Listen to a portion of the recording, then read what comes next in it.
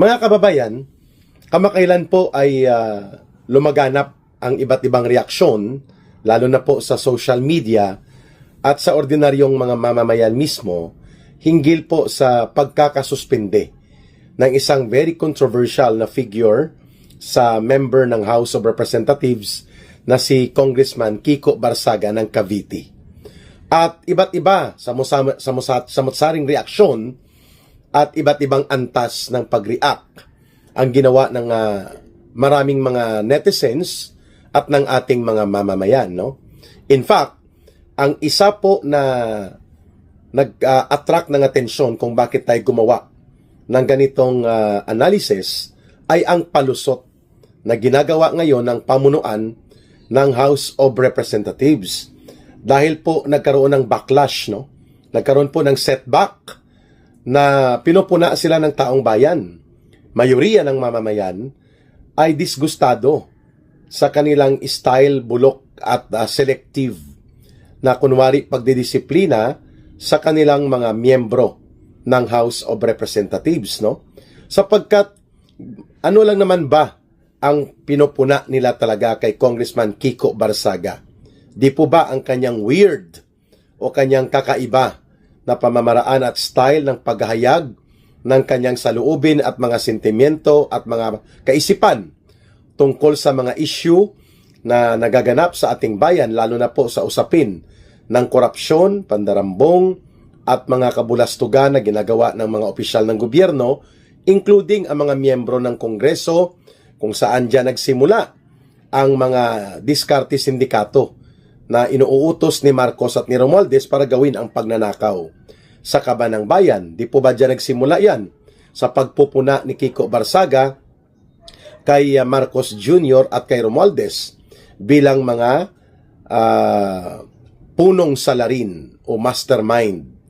At very vocal ang kanyang mga paghahayag ng saloobin na ito, to the point that he is sometimes considered to be very eccentric, no?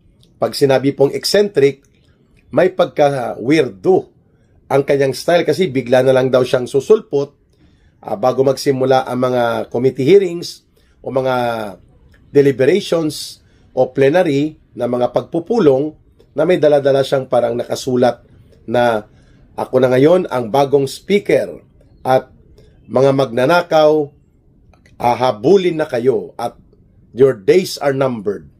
Mga ganong epekto ba ng mga sa gitna ng halls of Congress. At dudugtungan pa ni Congressman Kiko Barsaga ng meow, meow, meow, meow. So very active ang engagement ni Congressman Kiko Barsaga, cutting across the different ages, no? Different population section sa social media, sa YouTube, sa TikTok, and even sa mga reels, no? Kaya nawiwirduhan at naapektuhan at the same time ang mga mandarambong at buaya ng mga politiko.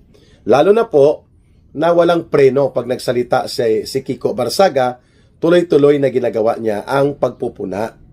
Na sumasalamin naman talaga sa kung gaano kalubha ang uri ng pagkalugmok ng integridad at kawalan ng dignidad at hindi na karispe-respeto ang House of Representatives and even ang mga namumuno nito at kahit ang buong Kongreso including the Senate.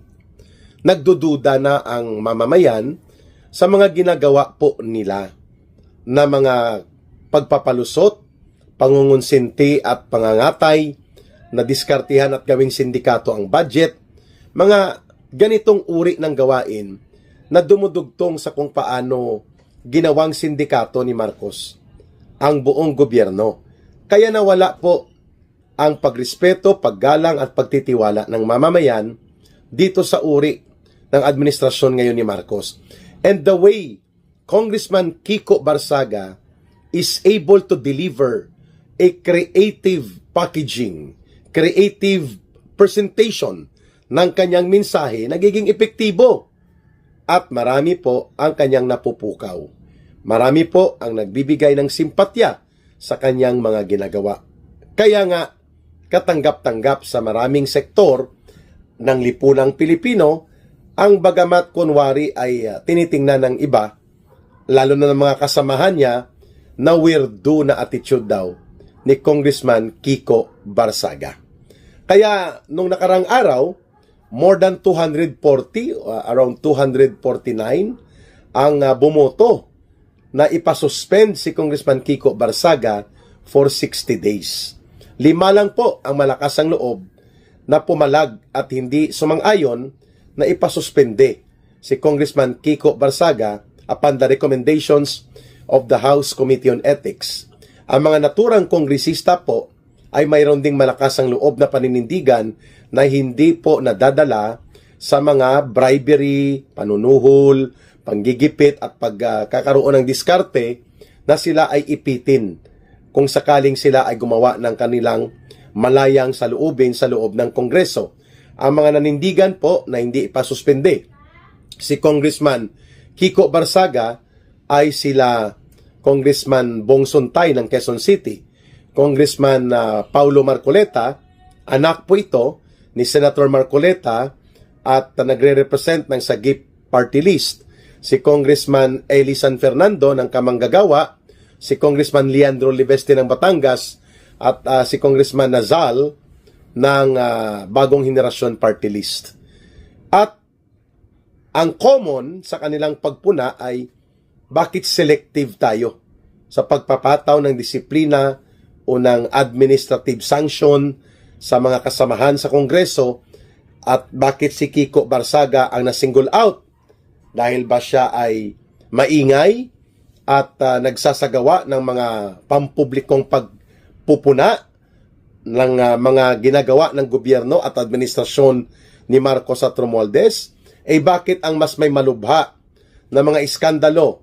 Ang sabi nga ni Kiko Barsaga, mga nang bababae, mga involved sa iskandalo ng droga, iskandalo ng pangungurakot, pagnanakaw, pagbebenta ng project upang komisyonan, at mga diskarte na masangkot sa mga maniobra upang marami ang mangyayari na mga insertions, realignment of budget upang nakawin. Ba't hindi ito iniimbestigahan? Yan din po ang naging pahayag lalo na nitong isa pang batang kongresista sa katauhan po ni Congressman Leandro Liveste. Kaya ang ginawa po ng grupo nila Congressman Ronnie Pono at ang mga sipsip na aliporis ni Martin Tambaluslos ay nagpalusot. Ang palusot nila, mga kababayan, na hindi naman daw na-suspend bilang member ng House of Representatives si Congressman Kiko Barsaga dahil lamang siya ay pumupuna at very vocal critic ng administrasyong Marcos at Romualdez. Subalit, sabi po itong mga kulukoy na mahilig magsinungaling at mahilig magpalusot na mga miyembro ng alipores ni Marcos at Romualdez sa Kongreso ay dahil mayroon po daw siyang ginagawa na mga undignified. Wow! Undignified ang pagiging kritiko ni Kiko Barsaga, bagamat not so traditional and not so normal style ang kanyang pagme-messaging, pero wala tayong nakikitang undignified doon sa pagsasalita niya ng katotohanan. At mayroon daw po siyang ginagamit na term nila is unparliamentary and unbefitting, hindi nararapat at hindi kabagay-bagay o hindi po sumasang-ayon sa standard ng isang kongresista o member ng House of Representatives. Talaga lang ano pong standard ninyo?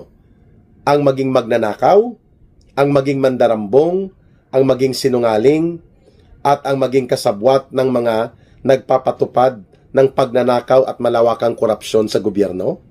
Yun po ba ang kaaya-aya? Yun po ba ang befitting and worthy to be a congressman? Wow!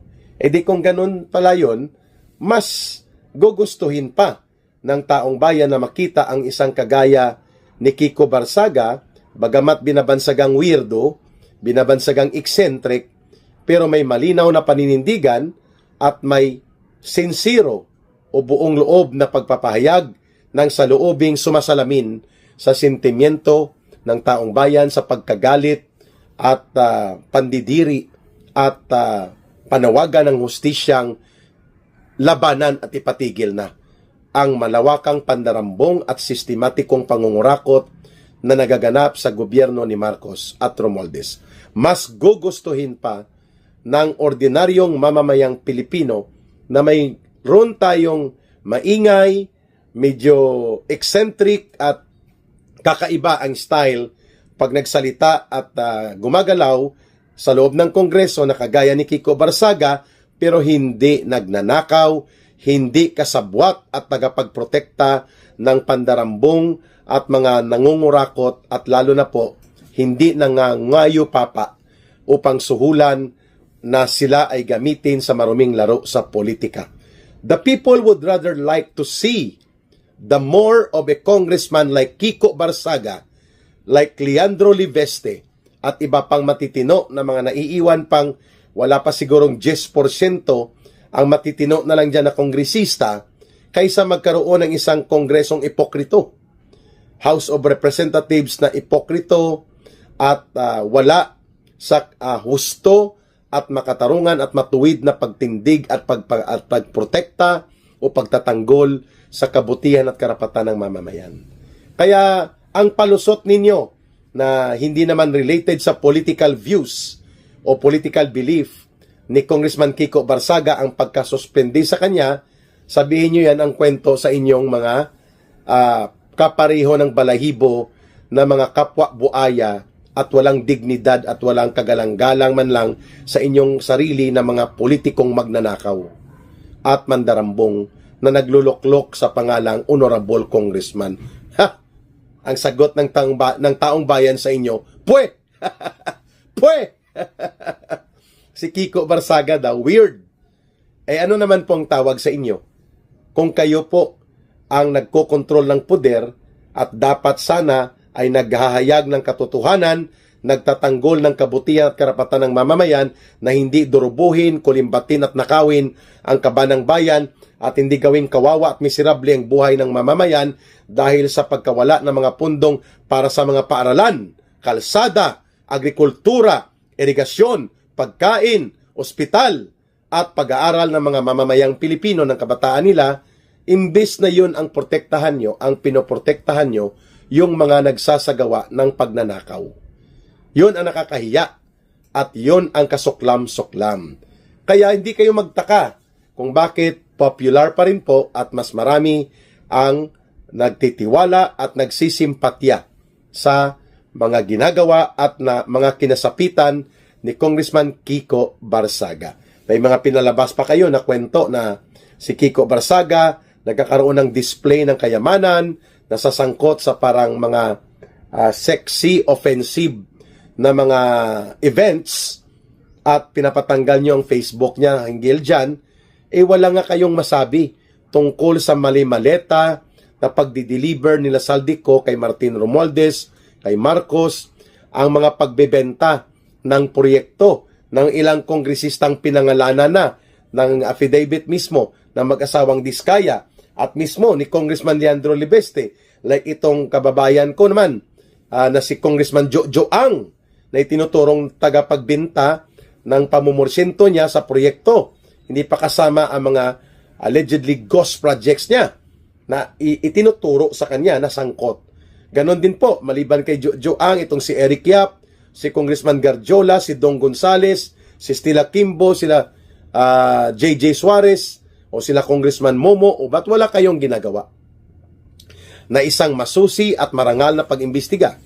Bakit nakapokus kayo kay Kiko Barsaga kung hindi political bias ang inyong ginawa? Huwag nyo na kaming palusutan. Huwag nyo nang paikutan pa ang taong bayan.